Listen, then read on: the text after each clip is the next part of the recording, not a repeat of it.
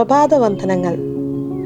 ഒരു വിത്ത് അല്ലെങ്കിൽ ഒരു സീഡെന്ന് പറയുന്നത് ഒരു വൃത്താകൃതിയിലോ ഓവൽ ഷേപ്പിലോ ഉള്ള ഒരു വസ്തുവും അതിനകത്ത് ഒരു ഭ്രൂണം അല്ലെങ്കിൽ ഒരു വികസിച്ചിട്ടില്ലാത്ത ഒരു സസ്യമുള്ളതും ആയിട്ടുള്ള ഒരു വസ്തുവാണ്. എന്നാൽ ഈ ഒരു വസ്തു അതിൻ്റെ കറക്റ്റായിട്ടുള്ള താപനിലയും അതുപോലെ ഈർപ്പവും നല്ല സോയിലും ഉള്ള ഒരു സ്ഥലത്ത് നമ്മൾ നടുമ്പോൾ അതിൽ നിന്ന് ഫലം, ഒരു നല്ല ചെടി വളർന്നു വരുന്നത് കാണുവാനായിട്ട് സാധിക്കും. നമ്മുടെ ദൈവവചനത്തിൽ സീഡെന്നുള്ളത് വളരെ പ്രാധാന്യമുള്ളതാണ്. പലതിനെയും സീഡിനോട് ഉപമിച്ചിട്ടുമുണ്ട്. എന്നാൽ നമ്മുടെ ദൈവവചനം തന്നെയും ഒരു സീഡാണ്. നമുക്കറിയാം 1 പത്രോസ് 1:23 കെടുന്ന ബീജത്താലല്ല, കെടാത്തതിനാൽ നിലനിൽക്കുന്നതുമായിട്ടുള്ള ദൈവവചനം എന്ന് എഴുതിയിട്ടുണ്ട്. അതായത് ദൈവവചനം എന്നുള്ള വിത്ത് അത് ഒരിക്കലും നശിച്ചു പോകുന്ന വിത്തല്ല.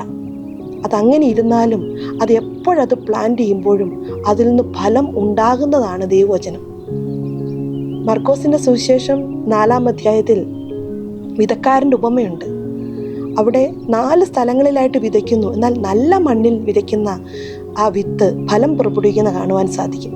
ഇവിടെ വിത്തെല്ലാം ഒന്നാണെങ്കിലും നല്ല മണ്ണിൽ വിതച്ചപ്പോൾ അതിന് ഫലമുണ്ടായി. അത് 60ഉം 100ഉം മേനിയും ആയിട്ടുള്ള ഫലം ഉണ്ടായതായിട്ട് വരുന്നു. ഇവിടെ നമ്മുടെ ഹൃദയമാണ് ഇവിടെയുള്ള ആ നല്ല മണ്ണ്. അപ്പോൾ ദൈവത്തിൻ്റെ വചനം അത് ഒരിക്കലും നശിച്ചു പോകാത്ത കെടാത്ത ബീജമായിട്ടുള്ള ദൈവവചനം നമ്മുടെ ഉള്ളിൽ നമ്മൾ നടുമ്പോൾ, അത് വിശ്വാസത്താൽ നടുമ്പോൾ, നമ്മുടെ മണ്ണിന് നല്ല ഫെർട്ടൈലായിട്ടുള്ള നമ്മുടെ ഹൃദയമായിട്ടുള്ള ആ സോയിൽ നല്ല ഫെർട്ടൈൽ ആകുമ്പോൾ ഇതിൽ നിന്ന് ഫലം ഉണ്ടാകുവാനായിട്ട് തുടങ്ങും. അപ്പോൾ നമ്മുടെ ഹൃദയത്തെ എങ്ങനെയാണ് ഒരു ഫെർട്ടൈലായിട്ടുള്ള ഫലഭൂയിഷ്ടമാക്കുന്നത്? അത് പരിശുദ്ധാത്മാവാണ്. നമുക്കറിയാം, ബൈബിളിലുടനീളം നീരുറവകൾ, ജലനദി എല്ലാം പരിശുദ്ധാത്മാവാണ്. അപ്പോൾ പരിശുദ്ധാത്മാവിനോട് നമ്മുടെ ഹൃദയത്തിൽ ചേർന്നിരുന്നു കൊണ്ട് നമ്മുടെ ഹൃദയത്തിനുള്ളിൽ നമ്മൾ ദൈവവചനമാകുന്ന ഒരു സീഡ്, ഒരു വിത്ത് വിതയ്ക്കുമ്പോൾ അതിൽ നിന്ന് തീർച്ചയായിട്ടും ഫലമുണ്ടായിട്ട് വരും. അതുകൊണ്ട് തന്നെ നിങ്ങൾ ഏതെങ്കിലും പ്രയാസത്തിലോ ഏതെങ്കിലും പ്രശ്നങ്ങളിലൂടെയൊക്കെ കടന്നു പോവുകയാണെങ്കിൽ ഈ ദൈവവചനം എടുത്ത് അത് ചുമ്മാ പറഞ്ഞു പോകുന്നവരായിട്ടല്ല, അത് നമ്മുടെ ഹൃദയത്തിൽ പ്ലാന്റ് ചെയ്ത് നട്ട് അതിനെ നമ്മൾ ധ്യാനിച്ച് നമ്മുടെ ഹൃദയത്തിൽ നട്ട് കഴിയുമ്പോൾ അതിൽ നിന്ന് ഫലമുണ്ടാകുവാനായിട്ട് തുടങ്ങും. നമ്മൾ രോഗത്തിലാണെങ്കിൽ, അങ്ങനെ എന്തെങ്കിലും അവസ്ഥയിലുണ്ടെങ്കിൽ അതിനും ദൈവവചനമുണ്ട്.